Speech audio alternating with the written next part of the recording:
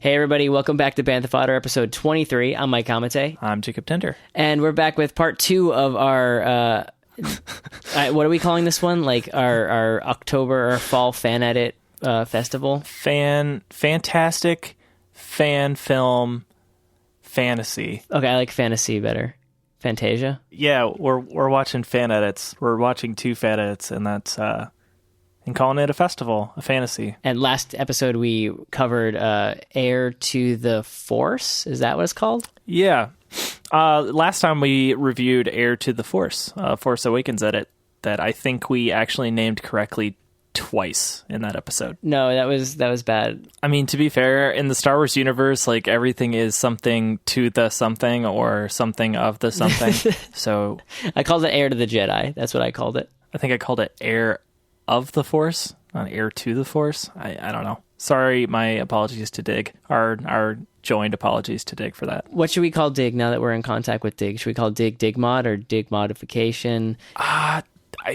They didn't say. I mean, they didn't say. They signed their DM back to us. DigMod. Did they sign it, DigMod? DigMod, yeah.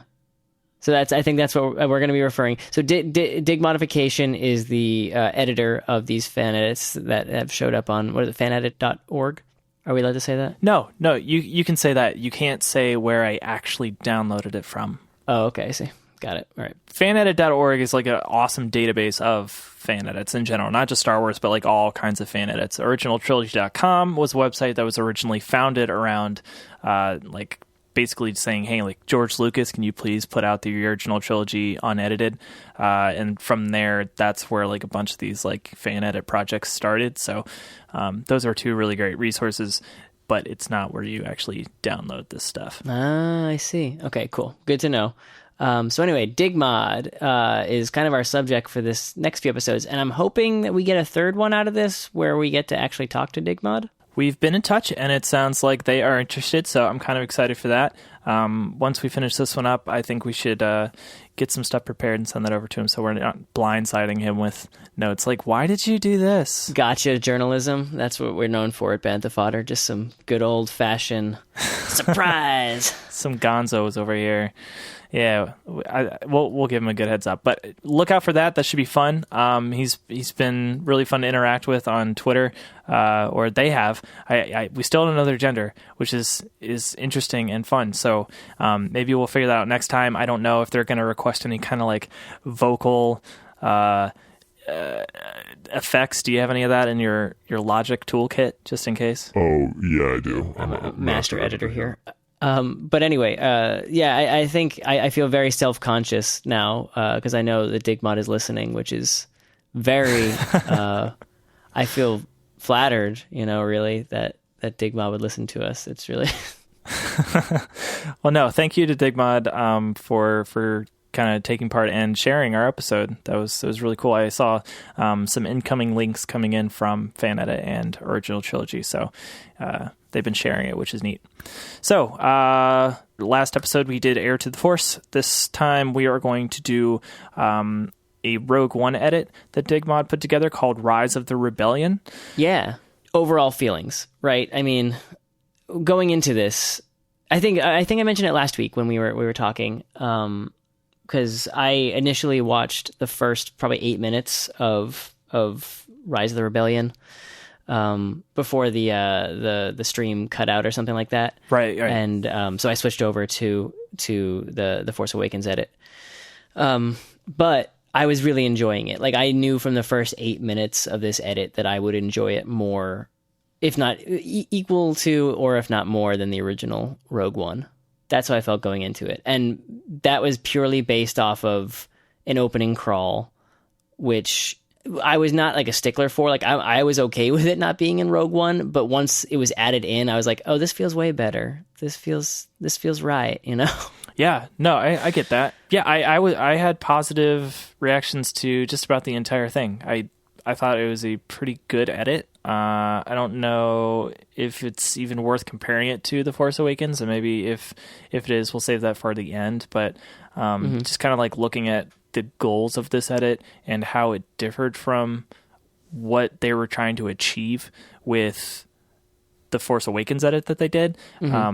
I think they did a really great job sticking to that. And I think that the stakes were lower on this one, which worked to its benefit. Does that make sense? Yes, it does. I really didn't read any of the release notes for this going into it. I wanted to watch it without like looking or like specifically looking for specifics that had been edited. I wanted to like see if there was stuff I noticed, see if there's stuff I didn't notice. And I think it was a lot of what I mentioned last episode where we were just saying like, you know, you catch yourself thinking like, oh, was this edited or was it not edited? And, you know, like thinking that like dialogue had been shifted around when in actuality, it was just the original stuff again. Like it was just, I was watching the real movie in that moment, but my brain was telling me it had been edited.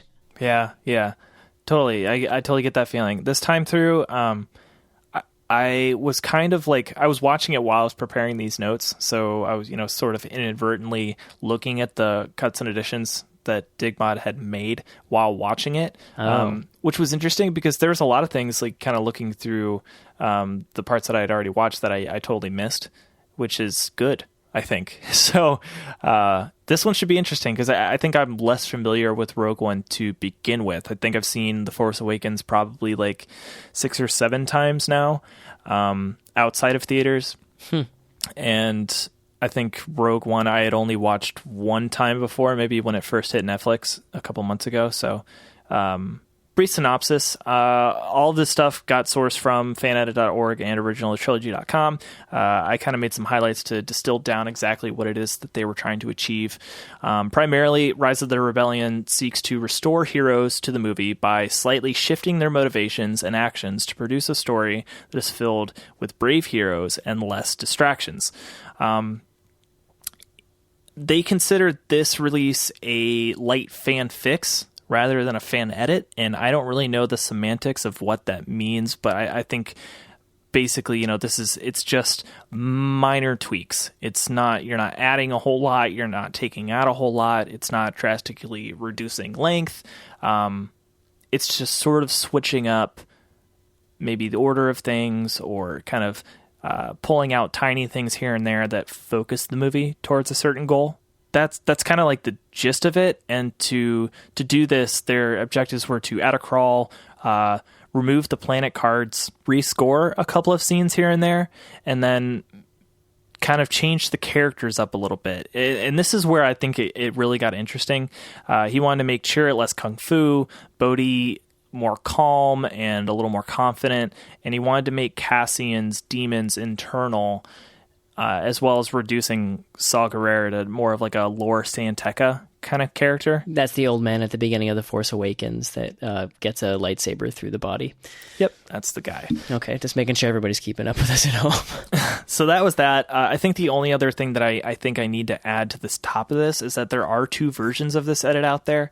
The version that we watched is the most recent version, which is called No Mo Intro, which is named after one of the forum members who made a request to remove both the Cassian and Bodhi introductions to kind of like follow Jin through Yavin first. So this edition actually cuts out some more stuff from the beginning of the movie, and I think it works more towards the goals. But yeah, so just if anybody is watching along, No Mo Intro is the one that we are talking about tonight.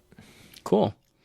I mean, we could just start right at the beginning, I think, with that, you know, I mean, the original theatrical cut of Rogue One, you have the long time ago in a galaxy far, far away, and then that orchestral hit right there, and it goes right to the planet, right? Is that what happened? I think it does one of those, like, star spins down to ships, right? It reminded me like a Batman spin in the original theater, you know, like... That's what it reminded me of in the original cut, but this one just, you know, was the Star Wars theme, you know, the logo scrolling backwards, the title card scrolling backwards, and then a crawl, which we got, you know. Yeah, and we don't get the crawl in the original version, something that we've talked about multiple times on this show. Yeah, and with the idea that being that, you know, Kathleen Kennedy and kind of Disney's stance on the crawl in Rogue One was that they're this is supposed to be different than the episodic films. But when you look at everything else that's happened in Star Wars since the beginning, and granted, since before Disney took control, but there's been a crawl in most video games that have come out with Star Wars have featured a crawl. The comic books have had crawls. It just seemed weirder to not have it, looking at it now when it's featured in there. And you know what? Watching this, I didn't even think about it. Really? It didn't even cross my... Yeah, I knew I should have been watching for it, but when I started watching this edit, I was in bed. I was tired. I'm like, well, I'm gonna get started, get it going. And this is a couple of weeks ago, but when I started watching it, the crawl just started. I'm like, oh, okay. And, you just thought you just assumed that nothing I was had just changed. watching a Star Wars movie, man. I wasn't even thinking about it being Rogue One and, not having a crawl. I was just putting on Rogue One, a Star Wars movie, and there's the crawl. Okay, reading the crawl, and then here starts the movie. And I didn't even think about it. That's so crazy. I know, it's weird. But I think that kind of speaks to how well it works. I mean, it fits. So the crawl happens and we do the pan down in typical Star Wars fashion. I like that a lot. And I think we see some of DigMod's digital effects, I guess, in this case, right? His chops. Their chops. Because the pan down from the credits was actually like a custom pan, and it comes down to like Krennic's shuttle. So, good job. Yeah, it was pretty seamless. I think for not being ILM, it was totally tolerable and enjoyable. And then we get kind of, I think, what was already in the film with Krennic's shuttle passing through the rings of the planet, and just everything kind of proceeded as normal from there, right? Yeah, pretty much. I think everything proceeded as it does in the normal film up to the point where Jyn hides in the cave. What was changed in that scene then? Well, in the cave, she lifts up that secret hiding rock, and she climbs down the little ladder, and she's kind of hiding out. And in the original movie, that's when Saw Gerrera makes his debut. Right, his head pokes in through the tunnel, like, I found you, here I am. Right, and essentially, they let the movie roll up to the point where Saw appears, and then it does a jump cut, and she wakes up in the jail cell, which I thought was really cool. I mean, I think it worked before seeing Saw. Well, I like the jump waking up thing. Kind of. I like when there's like a flashback and then it jumps to present day and they're waking up. It's a pretty it's a common transition, but I like it, and it works really well in a lot of cases. And I think it worked better here without having Saw there. Just because of how she's hiding there, she's a kid, she's hiding. It has all this tension, and you can kind of feel something mounting as the camera is looking up. And so rather than having the camera looking up the tunnel that she crawled down, and having that music mounting, and then having it open up, and you kind of get that release of energy and seeing Saw there, and then you do the jump cut where she wakes up. Yeah. Instead, that jump, it swells, and then she wakes up because the thing dropped on her face. One thing that I was thinking about, okay, what's the purpose of cutting Saw's face out looking down there? Well, I think the idea is to have as little of Saw in the movie as possible. But for what purpose, though? I mean, that's the goal, that's the method, but why cut out Saw? So do we want to make it seem like Jyn was not rescued by Saw in that moment? Or do we want to make it seem... Or just to minimize the importance of Saw, just make Saw less of an important character in it, because I saw it as the first of those two things. I saw maybe the possibility of having, what if Jyn was discovered by the Empire? Mm-hmm. I mean, I guess then they would have just locked her up, and her father would have known she was alive, so it wouldn't have made much sense in the edit. I was thinking of it being well, what if the Empire found her, and that's then she ends up in a cell, but.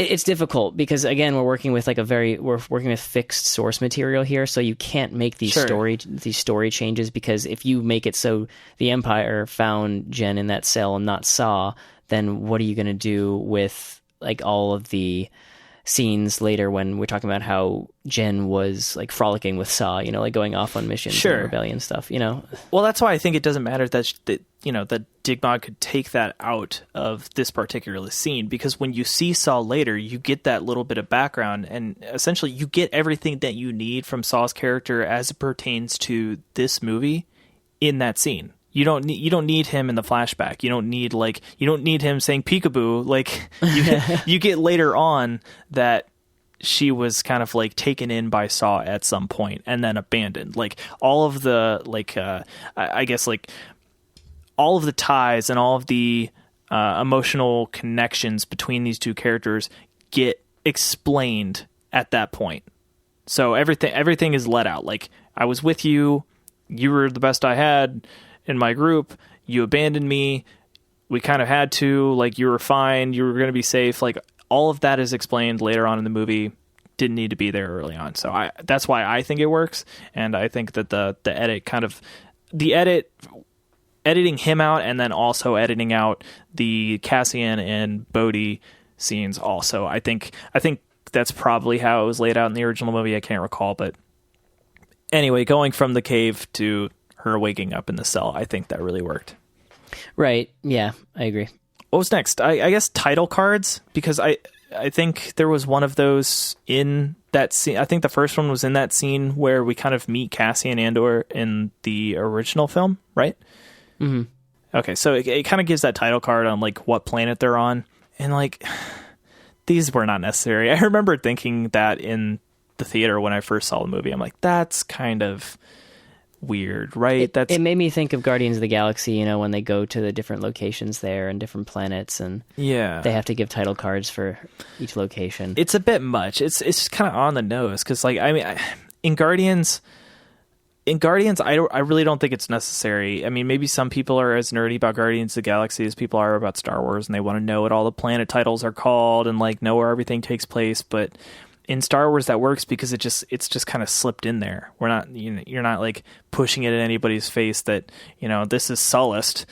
No, it's just like they offhandedly mention Sullust once in a movie, and that's about that. Yeah, I think it's difficult. Like, I can see saying that you want to separate the episodic films from the Star Wars stories by like stylistic differences, like the crawl and things like that. I can see that kind of differentiation, but the idea of like title cards being necessary in one movie and not necessary in the other those are not inclusive. Like in like you stylistically, like. I don't know, like we never got like a Coruscant intro, you know, like we never. I mean, I guess not. Like you kind of get like, I think I know what you mean. I mean, you kind of get like the introduction when Anakin first steps off onto that pad, and you know he's in this gigantic city, and you know it's kind of like overwhelming. There's no title card. There's no title card. Dialogue, although they may say like "Welcome to Coruscant," you know, because it is the prequels. So it's difficult in that respect because again we're working with source material, and they didn't include that in Rogue One. But should they have included it in Rogue One? I don't think there's a way to do it without seeming silly about it. You know, like there's no way to just suddenly be on. I don't know, like what was one of the planets they panned to? Whatever the one that Cassian ends up on at the beginning. Like, it doesn't matter what planet he's on. And it really doesn't. And you know what? I don't think that scene matters at all. Well, I guess that brings us to our next thing, which is that scene getting cut, you know? Like, no Cassian. That's probably my favorite thing about the entire edit, actually, is the Nomo intro version where they cut out that first scene with Cassian, and he's like meeting up with that person that has information, and then he kills that person, and it's supposed to like add something to his character. And I think we talked about this when we first saw the movie, and I think maybe you argued that it did add something, but I still don't see it, because I think what you're supposed to get out of that is like he's going to do, you know, whatever it takes to see things through, but like he didn't need to shoot that guy. Like he didn't have to. Well, he didn't need to, or you didn't want him to. I think because I honestly no, I don't care either way. But like I don't think his character needed to. I don't think that there's any. You absolutely do. You need to see him murder that spy in order to know what he's capable of later on. Calm down. We'll be all right. Which is why it's important when he doesn't kill Jen's father, when he doesn't kill Galen, when he has a chance at the sniper scope. Like, if he's such a cold-blooded killer, then if you don't see him kill that person early on, just like totally without thinking, then it doesn't mean anything when he spares Galen. I know Galen eventually dies anyway, but like it doesn't mean anything. I don't see him as a cold-blooded killer though, because like in the part where that rebel general is explaining to him what he needs to do, like you can see that he's like irritated and he has a hesitation. Like he was just given this task that he doesn't want to perform. And I think when you actually get to that shot where he's like looking through the scope and he's aiming at Galen's head, I think the turn where he decides, no, I'm not going to do it, speaks more to his relationship with right and wrong and Jin as well. I think that if you have that in mind as what's kind of like guiding his decision making in that moment, it's more powerful than him just like deciding, no, I'm not going to be a killer anymore for no reason. Because then when he like is arguing with Jin back in the ship, it would just like walk it back. Well, I don't think it walks it back, because I think in the ship with Jin, he's just as puzzled as he's like trying to figure out why he hesitated in that moment.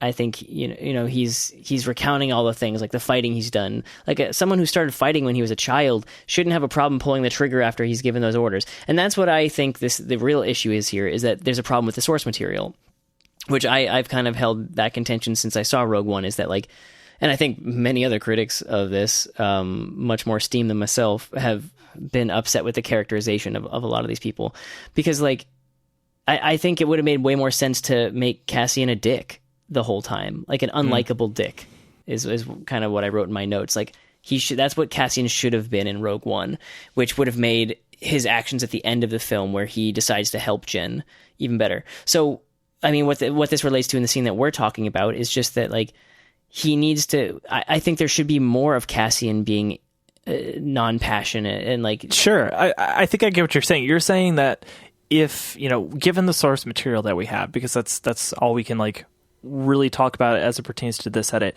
you think it would have been better, at least for you, if he would have edited out more of the compassionate moments, right?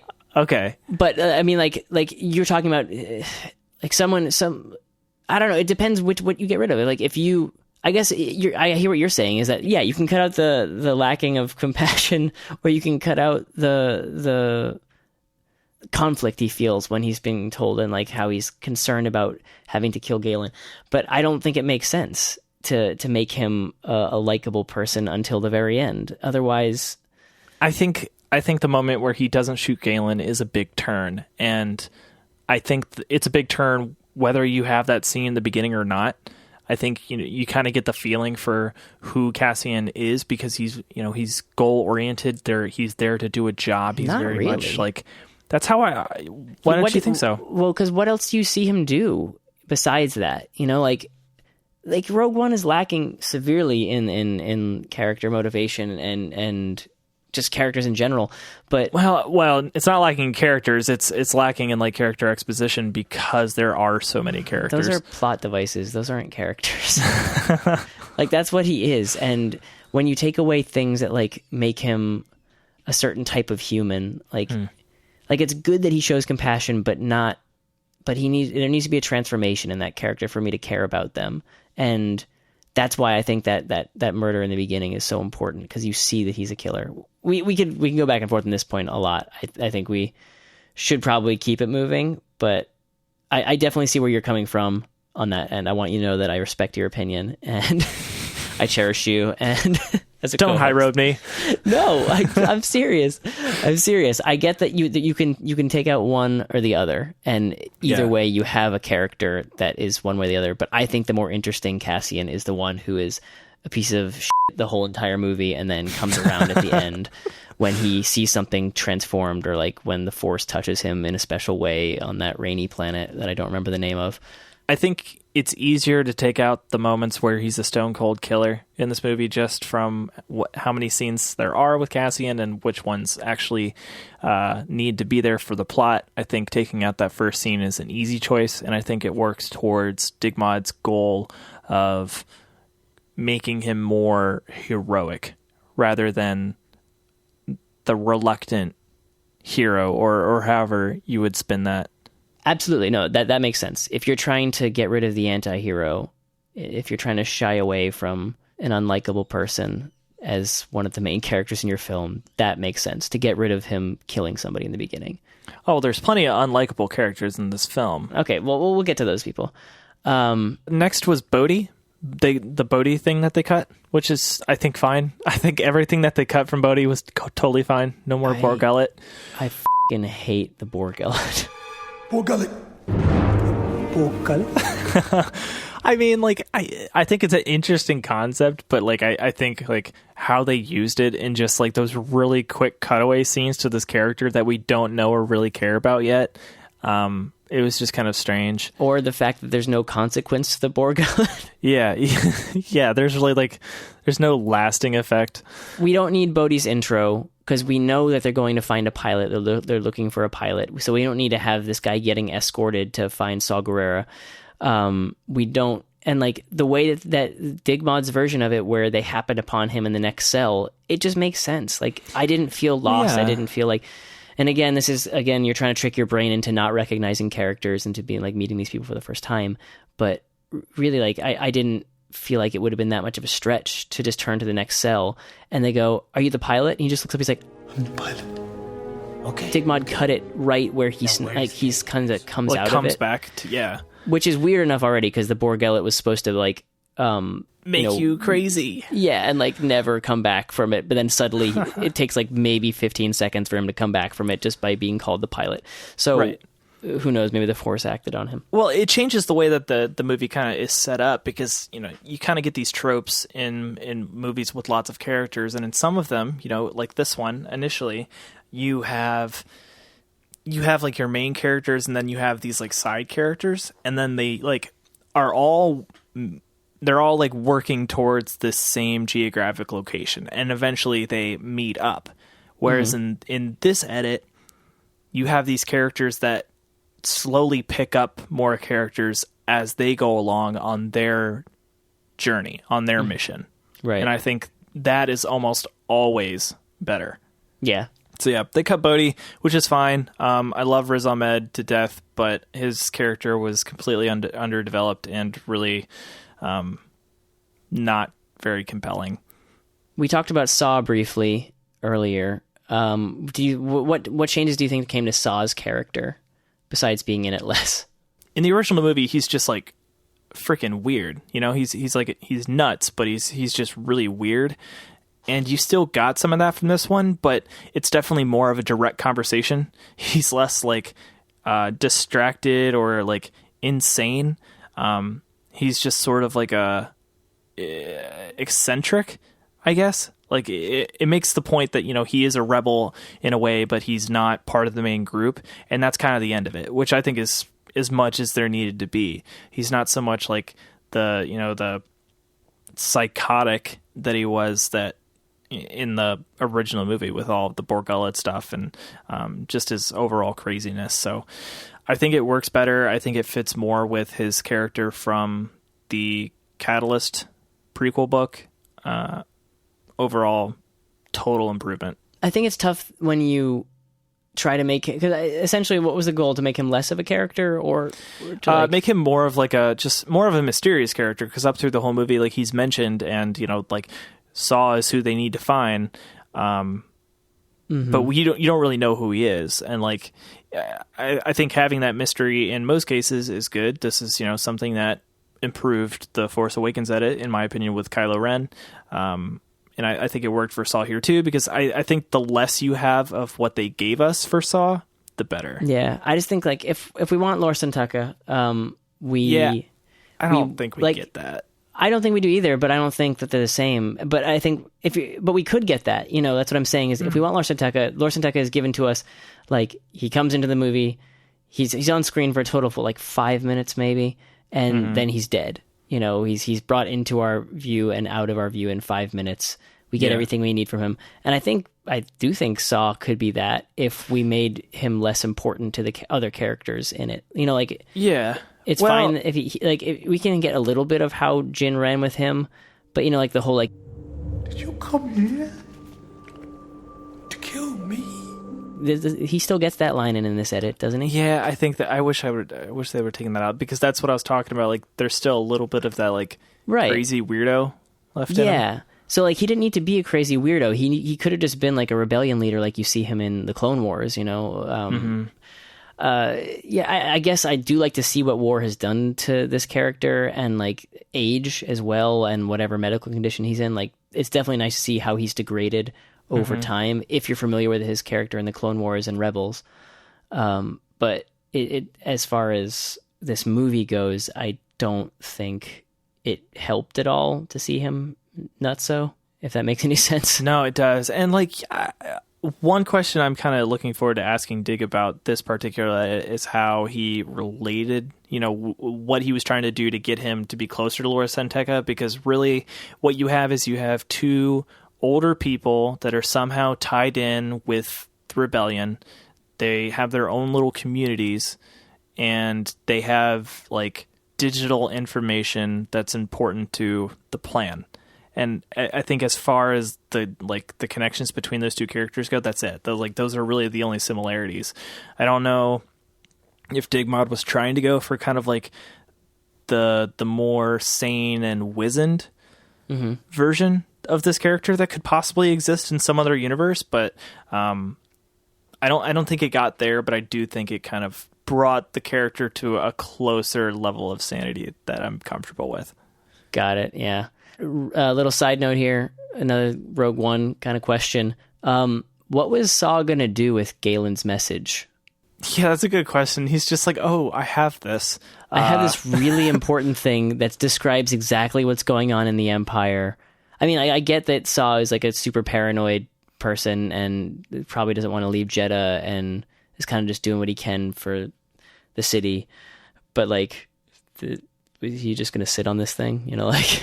Yeah, and like, it's amazing to me that there's such a Imperial presence there, and he lives basically just on the outskirts of town, and that's far away enough that all these like TIE fighters flying around don't do anything about it. You know what I mean? Like, yeah. They've been causing trouble in Jeddah for a while apparently, and yet they're completely safe to live in these rocks within eyesight of town. Yeah, I mean, there's a million little things I want to poke holes in Rogue One about, but yeah. I mean, what other changes do we got here? Well, they took out Dr. Evazan and Ponda Baba, which Pundu Boo Boo. Ponda Baba, and I think anybody who listens to this show knows that I probably wasn't gonna be very into that, and I was not. Yeah, I'm okay with it. those are my boys. Took out my boys. Yeah, everybody go listen to episode 15 if you're wondering how much Jake loves Dr. Evazan and Ponda Baba. He loves them so much he wrote a holiday-themed poem about them, and it's a quick listen. Go listen to it. Yeah, they came out. I think we need more Ponda Baba in just about every movie, but we definitely don't. Absolutely not. Cheers, DigMod. Cheers, DigMod. Hard cheers on that one. Yeah, it's good that I don't know. The fan service, I think we could all have done without. It makes it more of the movie that I want it to be, and literally all that matters is what I want. So that's it. Fair enough. Whatever you say, Mike. I got a little bit of Ponda Baba in the Blue Harvest Family Guy special that I watched this afternoon. Oh yeah, it's the whole thing where like they kind of they make him a sympathetic character, right? Not in that one. That's in Robot Chicken. Oh, okay. They make him sympathetic in Robot Chicken, I think. I get my parody Star Wars cartoons / claymation stuff very confused.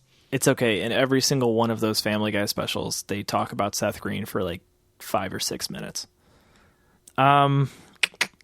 What else? I guess the last big thing in Jeddah was how much they took out for Chirrut and Baze. I didn't notice it.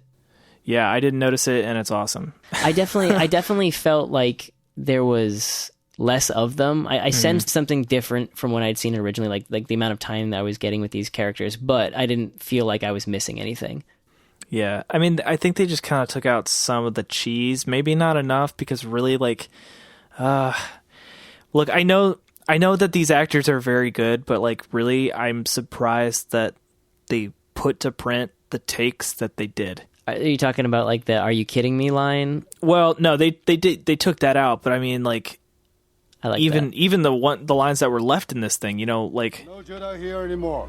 Only dreamers like this fool. the delivery is just like it's bad, and it doesn't mesh with the delivery for a lot of their other lines. So Baze has a couple of bad lines. Earlier on, Chirrut has a couple of really poorly delivered lines, in my opinion. They don't work for me, and you can't take them out without like completely eliminating their characters. But I think the action was the big selling point of Rogue One, besides it being Star Wars. So removing like Chirrut's stuff, like his kung fu stuff, I don't think that really needed to happen. But no, I agree. I didn't notice it also, until looking. Like, I did not look at these notes before watching it. And now looking over these notes of the edits, I didn't miss it. It doesn't like really change the character much, because I think you kind of just like get the vibe. He's a tough dude, he's and he's blind. I missed the comedy of Are you kidding me? I'm blind. I get that it is like kind of a weird comic relief moment that kind of takes you out of it, but that's the point of comic relief, It's I guess. I don't know.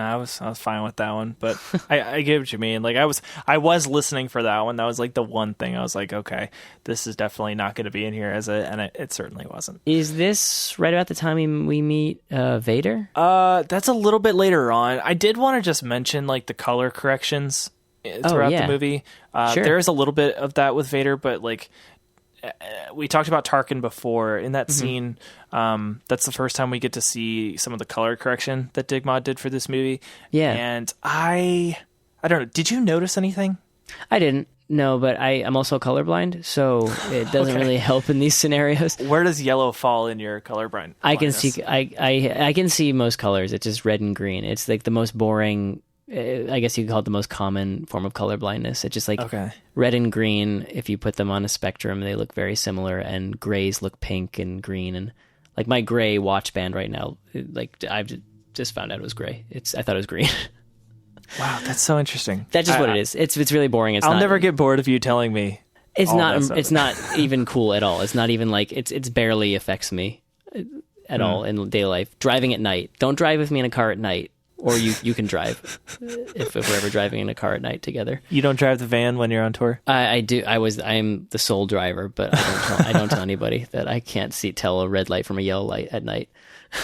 You just have to know the order, right? Well, I mean, a flashing red light and a flashing yellow light are two very different things. Yeah. When you're driving at like 40 miles an hour down a road, you're like, oh, am I coming to a complete stop now? Or am I just kind of trying to be cautious while I'm passing by this light? So usually if I have a co-pilot, I wake them up. I'm like, hey, can you tell me if that light is red or yellow? That is the extent of my color blindness. Okay, so like there's nothing, I've never had a problem with it. It's never actually been like a real safety issue for me. That's just a concern I have while driving. I've never had an incident, should we say. So listeners, if you're ever stuck behind a van full of musician equipment somewhere in the tri-state area at a yellow light, completely stopped, it's probably Mike. Don't give him a hard time. I'm sorry, guys. Well, the only reason I ask is because he did some like skin correction to Tarkin. I'm reading that note now, yeah. I read some stuff on their website. DigMod's, yeah, DigMod's website. I'll put links to it in the notes. It has some videos there which are kind of cool. Maybe I'll link to their Vimeo page, which has even more kind of cool behind the scenes comparison shots. But their goal was to add back a little bit of yellow. Mm-hmm. But the reference it looked like he was using from Star Wars. Really get that jaundice Tarkin in there. Yeah. I mean, he has like a reference image and then the new image, and side by side, yeah, like it kind of looks wrong. But also, if you look at the uniforms and kind of color grade based on the uniform being gray, looking at the old print where the skin is more yellow, that gray is more green. So it's kind of like the way you see your watch band. It's just it's a little bit off because the whole scene is colored a bit warmer because of the light. There's no chance I noticed any of what you're talking about right now, but yeah. So I think if that was the reference, I see what their goal was there, but I don't think it worked, because in the Rogue One scenes, I think like the cooler colors and the darker coloring, it matched the rest of the bodies in the room, for example. And it also kind of hides more of the CGI tells. So the little indications that, yeah, this is not like a real human being. Adding that yellow back, it wasn't like a drastic change. And honestly, like, if I wasn't looking for that particular thing, because I knew that this was something that was in this edit, I may not have noticed it at first, but it definitely did seem different. And I just don't think it worked. I think it's hard to fault him for it, because I think like just watching that scene, you're like, something here just doesn't feel right about the skin. And maybe this was like their way of saying like, okay, I think if you do this kind of fixes it. And I think once, doing like any kind of graphical design, when you think, okay, this is a little off, I think if I do this, it'll fix it. And then you do that and you're like, yeah, that's different than it was before. You're like, oh, that must mean it's like done. It's good. I think that may be like what happened here, but it's still just as weird, except the skin is a little bit more light than before. I don't know. It's hard to explain. I should watch you should definitely link to the stuff so I can see the side by side. Yeah, and maybe I'll see something, but I don't really know. He does have a video of like in Rogue One, he has like the original shot side by side with his color correction. So I don't know if you'll be able to see it, but most people should be able to look at that and see what the differences are. Honestly, like it's not terrible. It's a pretty good color correction based on what he wanted to do, but I don't know. I think it could have gone without. I think the real problem in that scene with that character is like the fact that the skin is like wet looking. Like it kind of just doesn't look slimy. It's a slimy Tarkin. And I don't know if they did that to hide some of the CGI or to match the actors in the room, because it looks like the other actors in the room are also a little bit sweaty, but I have no idea. That whole scene it's still very strange, so I can't like fault the editor here, because again, they're working with some really strange source material. Yeah. Can we follow up from last week really quickly about that? Remember that R2-D2 into the shot? DigMod confirmed that is a composite shot that they created themselves with R2-D2 in the back of that scene, which I thought was really, really impressive. Just kudos. Just some top-notch compositing there. Related, and this we can kind of use this to segue into Vader. Mm-hmm. He did a little bit of color correction with Vader's eyes. Which, like his helmet eyes? Yeah, his helmet eyes. That's all you see in this movie. I don't know if it was like, because you kind of see his silhouette in that, I guess, a back-to-tank maybe. I don't know if it's actually a back-to-tank, but I assume it is. I don't know if he like added like a weird glow or something into that back-to-tank that I missed. No. What was the color correction in this one? In Rogue One, Vader's eye lenses are pretty noticeably red. I thought that was a reflection of the lava. No. I mean, maybe. If you look back at like the really old suits, like the original Darth Vader suits for Star Wars, the eyes were actually tinted red. It doesn't show up as much in the original film, but that is actually the tint of the eyes, or they should be. In more recent media, particularly in Rebels, they really have been pushing the red eye thing more. I'm not really sure why. They kind of carried that into Rogue One, and the eyes were probably a little bit more red than they should have been. DigMod really pulled that back. The color correction that they did for this was pretty drastic. It completely desaturated the red. I think a little bit of that saturation put back would have been more authentic, because if you look back at original prints, like you do see in certain lights that there is a red hue to those eye lenses, but in this edit, it's pretty much completely taken out. So if I would have done it my way, I definitely would have pulled it back. Definitely a good call there. It was just way too red, but maybe a bit too much. Yeah, I definitely would never see that with my eyeballs. I mean, it is red on black. Like dark red is just not a thing. I mean, was there wasn't much else cut with the Vader thing, right? I was expecting some major cuts. Well, major being, I was expecting the pun to go away. You know. Be careful not to choke on your aspirations. director. Nope, left that. Yeah, I mean, I don't really care anymore. Vader's a punny bitch, and I'm okay. So I'll be clear. I like the pun. It's fine. My surprise, the reason I took the note about the pun was because I was surprised DigMod didn't get rid of it, because a lot of cheese was removed from Force Awakens edit, and a significant amount of cheese was probably also removed from this one as well. I don't know if this was mentioned before. Maybe I'm just repeating myself, but I think that pun matches more with Anakin's character in episode 3 more than it does with Vader in episode 4. Which is nice. We need that bridge. We need that.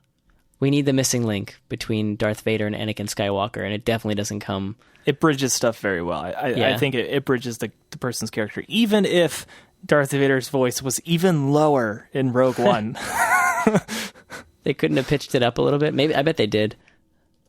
They may have. I don't know. Not DigMod. It's I mean still, the actual Lucasfilm. Right. No, it's pretty on, like, for most of the scene, but there's like a couple lines where he just like drops to a certain decibel level that's just like a little bit too low. It's just like kind of volume like wise or like pitch wise. No, pitch wise. So like he okay, just so not decibels. I'm a sound idiot. Frequency. It's hertz. Right. It's a little too low. I like it. What came after that? I don't have like a ton of notes after that. I didn't notice many edits from then on, really. After Jeddah, I felt like it was kind of just pretty straightforward. Mm-hmm. You know, looking at the notes that DigMod wrote. Well, I think that makes sense because like up to Jeddah, it's supposed to be like a lot of like character building, and if his goal was to change the characters into more heroic figures, everything after Jeddah is them being heroic. So there's much less to edit out. It's interesting. Like, honestly, this movie, like, watching this movie this time really made me appreciate how beautiful it is. Like, that scene where, kind of looking out Saul Guerrera's door towards the oncoming plume of destruction, that is a gorgeous shot. That shot is absolutely stunning. I'll always maintain that about Rogue One, is that, like, it is visually pleasing, and it is, like, action-wise, it had everything I wanted. We'll get to that. But just as far as characters and plot goes, it was not something to, like, really write home about on that. How do you think the movie would have functioned if DigMod had removed the Bail Organa and Mon Mothma conversation about, like, going to grab Obi-Wan and, like, how Bail would trust Leia? Well, I don't know. Why would they remove that? Okay, imagine it was gone and you just see Leia get the plans at the end. That seems still it would make sense to me. And oh yeah, I mean, if you're looking to cut time, like, that's a easy thing to drop on the floor, but or to cut extraneous things like fan servicey stuff. You know, like we don't like what Obi-Wan doesn't matter to this movie. Why do we have to mention him? I think handing the plans off to Princess Leia on that shuttle or on the Corvette would have made just as much sense without Bail explaining that he's going to trust this person. Like, it's like the Tarkin thing, you know, like, you're just always like, the fan has to be familiar with what's going on for it to really have its effect. Mm-hmm. The fan needs to be familiar with it. But I would like to see a movie where the fan doesn't need to be in on it already. Yeah. No, I see what you're saying. I mean, with that in mind, like, yeah, like that scene doesn't need to be there at all. It's just a way to, like, to mention some more characters that are familiar to episode 4 and to kind of, like, cue up that ending. But again, maybe you're right. That ending would be, like, more surprising and crazier if that wasn't there at all. But I don't know. It didn't bother me, but I see what you're saying. It is kind of extraneous. There was some editing of the Vader scene at the end where he's hacking up rebels. Did you notice it when you watched it? I was looking for something to be changed because I remember... Well, what was it that he actually took out? Because it was something super minor. The note says, trimmed Vader's awkward hand gesture of choking rebel soldier and then motioning to fling him to the side. But then he said, it looks too fan-filmy for me. That was the parentheses there. Interesting. which is funny to say because as a fan editor. Well, no, because that's what like I kind of thought this whole movie smacked of fan film. Besides the super like ILM effects, like that obviously is separating this movie from anything you can find on YouTube. But yeah, I just think like there's a lot of like weird like shots in this movie, but yeah, I don't know. I watched it without knowing that he did anything to it, and then after I was putting these notes together, I went back and watched again to see if I could find what was missing, and all of the edits were pretty seamless. I couldn't find that particular like flinging, like where that flinging motion would have been. So, yeah, I mean, it works for me. Seamless, yeah. Like I didn't notice it was gone, so it works then. Like I guess it works. I also didn't notice like any of the color correction that he did to Leia's skin tones. He didn't have like before and after pictures on his website for that particular change. So yeah, just going off memory, I couldn't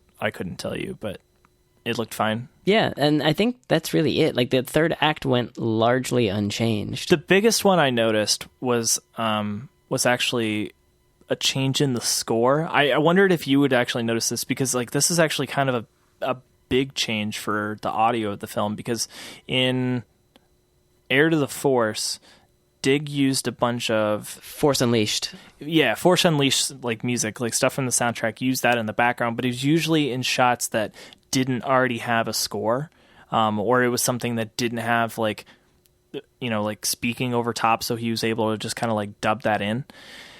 During the Star Destroyer collision, where there is a ton of noise, despite forgiving the fact that things should not be making noise when they collide in space, there's like a bunch of like scraping metal and explosions and laser shots, a whole ton of sound effects, and that score kind of like overlaps with scenes of Jin on top of the satellite tower. So there's a whole bunch of noise going on, but they actually kind of like swapped the music out. I think the original score that's there is part of the Rogue One score, but I think it's like the main theme, maybe.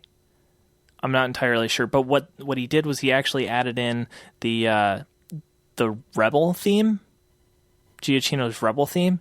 So it's a complete rescore of like the climactic battle of the movie. I didn't think it was as smooth as his additions to Heir to the Force, but I don't think he could have done better, if that makes sense, because there were so many noises on top, but it sounded to me like there were still like artifacts of the old score kind of like surrounding the sound effects that were there.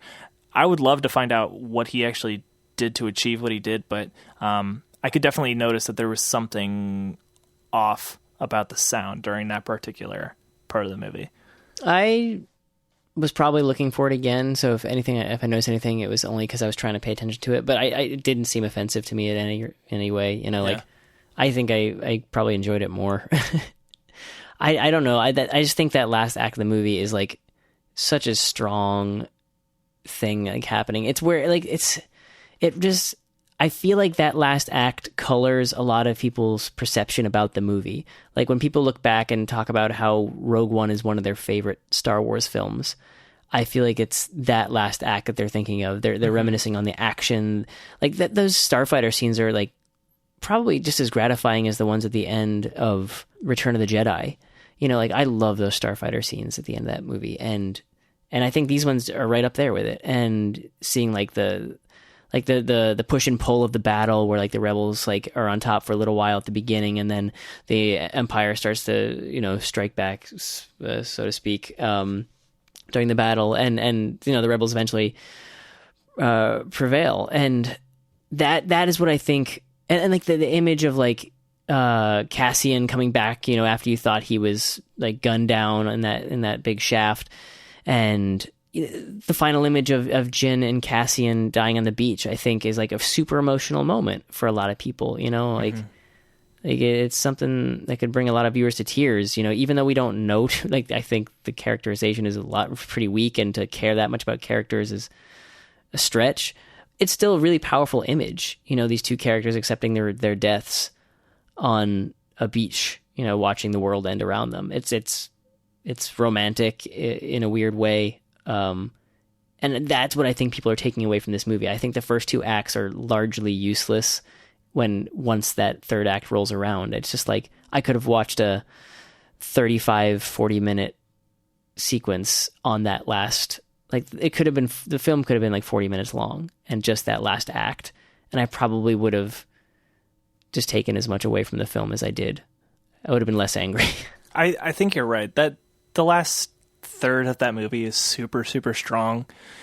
And I think the movie builds in strength as it goes. I think that's what a lot of movies are supposed to do, but some movies definitely fail at. And I think the first section of this movie is super slowly paced. I think this edit helps with that. And then the second, like the mid section of the movie, it doesn't have as much like meat of the story as I would have liked. I think this edit helps with that as well, to kind of like make the characters a little stronger than they were before. Mm-hmm. But man, I don't know. Like, my feelings on this edit are not as strong as they were for The Force Awakens, but I don't know how much of that has to do with the edit and how much of it has to do with the film, because I love the look of this movie. I love Rogue One. I love like the aesthetic of Rogue One. The story is just so like lacking. I just feel like the characters deserved better. And yeah, that's why I kind of liked the idea of this edit, because it was, I think the main goal here was to kind of improve those characters and make them stronger and make them more heroic. And in some ways, I think it did that, but I think there could be more done, but not with what we were given. Right. I mean, there's so much of this movie that ended up on the cutting room floor. There is so much of this movie that will never kind of be seen by anybody, you know, like not even in deleted scenes, like that scene of Jyn and the TIE fighter on the tower, you know, like when are we going to see that? It's not in the Blu-ray, right? Oh, with the TIE fighter that just kind of like rises up and like some action scene that we just miss, you know. I imagine like an X-wing just shoots it down or something 5 seconds later, when you think that Jen's gonna fight it. But I was wondering, actually, I rewound during that section of the movie because I had to look away for a moment, and I saw like that section of the catwalk like destroyed. I'm like, oh shoot, was that edited back in? I was just kind of curious. It was not. No, it was not. I would take most of this version of the film over the original. Like, yeah, no, I would probably watch this instead. I would prefer the crawl at the beginning. I would prefer the pan down. I would prefer getting rid of C-3PO and R2-D2.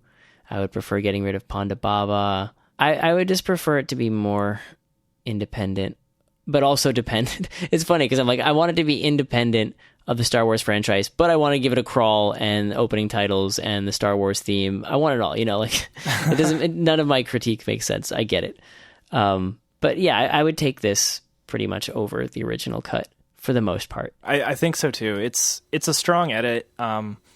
But you know, that said, like there wasn't much to edit to begin with, so I think this one definitely didn't take as long. I mean, if you look at the list of cuts and additions, it's probably a third of the length of Heir to the Force. So, well done. Overall, I'm very happy with it. I thought it was a fun watch. It definitely like gave me an opportunity to watch Rogue One in a new light. I don't know why I haven't watched it as much. Like that's something to maybe investigate. It's something I'll have to contemplate. It's kind of how I felt about Captain America Civil War. Like, after I saw Spider-Man Homecoming, I just went back and I was like, oh man, I really felt good watching Homecoming. And I just went back and watched only the Spider-Man scenes from Civil War, and it like kind of gave me like the fix that I was looking for, just to watch just choice scenes of only the Spider-Man things. So like, I feel like if I was just watch Rogue One again, I would probably just watch the third act from when they get to Scarif and on, and I'd be like, okay, that was good, awesome, that's what I need. Before we go, can I say one more thing that was really awesome that escaped me from the first time we reviewed the film, probably because we hadn't done this. In episode 18, we did a review on the documentary Elstree 1976, which is a documentary about the extras and the kind of no-line characters from A New Hope and beyond, I guess, if you consider Boba Fett as a part of that documentary. one of the extras named Angus McInnes, he was a gold leader. Yeah. He flew the Y-wing Red Leader, this is Gold Leader. We're starting our attack run. on the Death Star Trench run. His line we kind of highlighted this in our episode 18, which was Angus kind of lamenting over not getting a sequel. And of course they killed me. Which means no sequel, kid. And looking at the trivia for this movie, and kind of the Wikipedia entry for this character in the Star Wars universe, Angus McInnes actually went back. He got his sequel. Like he re-recorded lines for Rogue One. Oh, he actually came in and did that? Or I thought they were just using old archive stuff. Well, they definitely repurposed footage, but there's some other stuff that like didn't make sense. I don't know. Maybe, who knows? I guess maybe this is the old adage of don't believe Wikipedia all the time, or like Wikipedia in this case. But I mean, his character thing says Angus McInnes came in and re-recorded some dialogue for the film, because they have the shot of him, which is definitely repurposed from A New Hope, with him talking with like the sound from that. But then there's a radio frequent like comm message, and I was like, that sounds like Angus McInnes, but I don't remember hearing that sound bite from A New Hope.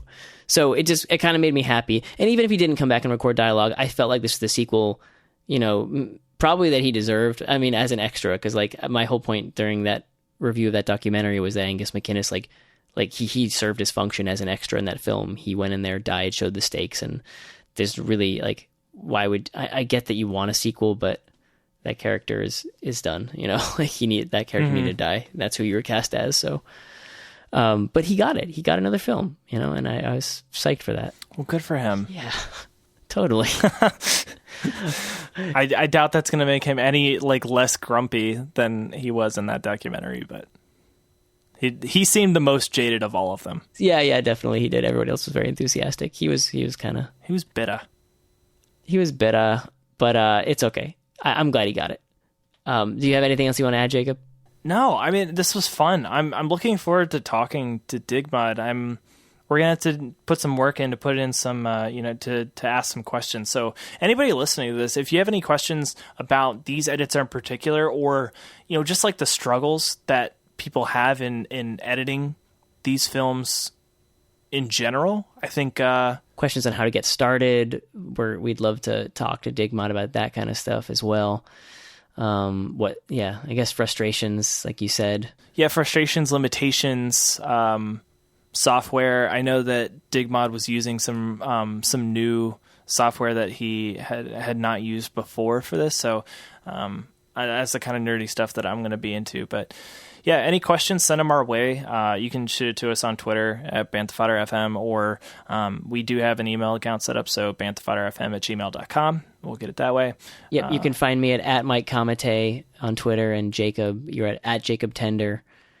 Our website's banthafodder.fm. And it's really good. It really is a good website. I mean, I'm not trying to like toot my own horn or anything, but it is a good website. There's fun stuff on there. The canon timeline is not completely up to date. I'm still working on a more interactive version of that someday, I promise. What is the canon timeline, just for anybody listening who's not familiar with it? So if you do go to the banthafodder.fm website and go to our projects section in our menu, there's a drop down. There's a couple of things in there. It's where you can go find like our music, our lookbook, which is actually kind of a cool way to, if you're new to the show, you can go through and find episodes based on topics that you're interested in. We kind of just put all the images up there for every episode, and just a very brief synopsis of what Mike and I talk about each time. So you can kind of use that as a utility for that. The next option is the canon timeline. And if you click that, there is a very, very basic timeline of events starting at the year -10, which is the year that Anakin Skywalker was born, going up to episode 1, which is where the new canon timeline starts at 0. And it kind of just gives you an idea of the movies, the television shows, the books, the comics, video games, where all of these fall on the timeline. So you can kind of see where these things overlap year to year. It's sort of a cool way to kind of put things into perspective. So you can kind of see like, okay, I did watch the Clone Wars. I'm not really sure what happened to Ahsoka after that. When does the book about Ahsoka take place? You can see that Clone Wars ends in year 12 and the Ahsoka novel takes place in year 14. I don't update this nearly as often as I should. I'm going to do it as soon as I know when all of the new books for The Last Jedi took place. But it's just kind of a neat little thing here. I'll put a link to it in the show notes as well. So check that out. That's fun. What else? Oh, yeah. Just a quick thing. I put this on my own Twitter, but while I've been watching all these fan edits with Mike, I did download some different ones I'm not sure we'll talk about on the show. They're the Star Wars Revisited projects by I want to do those. ADDie1. Do you? Yeah, I do. I'd be down. Those. Okay. Yeah. I'd be down for this. So there is a fan editor named ADDie1 who did a Star Wars Revisited edit a couple of years ago. I'm not sure. I think that came out in like 2015. They worked on it for a really long time, but it came out in 2015 or so. They just dropped Empire Strikes Back. And I noticed that there was no good artwork for these. Mike and I are using Plex to watch a lot of these movies. I have a server set up, and Mike kind of leeches off of my my server remotely. But I'm really into metadata and making sure everything looks pretty. So I did make some posters that's under the project things on the website as well, projects, additional media, and you can grab yourself some cool posters if you happen to have those edits in your own Plex server. So you can check that out. I'm a leech. I'm totally fine with it. I'm happy to share. I prefer to be a lamprey. You know that about me. You're one of those things in Empire that's clinging to the side of the hull on the asteroid. What are those things called? Minox. Minox. Yeah, you're a Minox to my Plex server. Do you know I have to, like, there are a lot of things in life that I get startled by, and like amongst those are toasters, small mice, and also the Minox scene from Empire Strikes Back. That also is extremely traumatizing to me. So I usually have to leave the room when that scene is happening. Or like put it on mute or something like that. It's startling seeing that thing fly against the windshield. Space shield? I don't know. All right, that's it for us. We gotta go. But hopefully we come back with a DigMod interview. And if not, if DigMod just uses to do print, we can do. We'll post it on the website and we'll make it known. Okay. Absolutely. All right. Thanks, everybody. We will see you next time. See ya. Bye. Bye.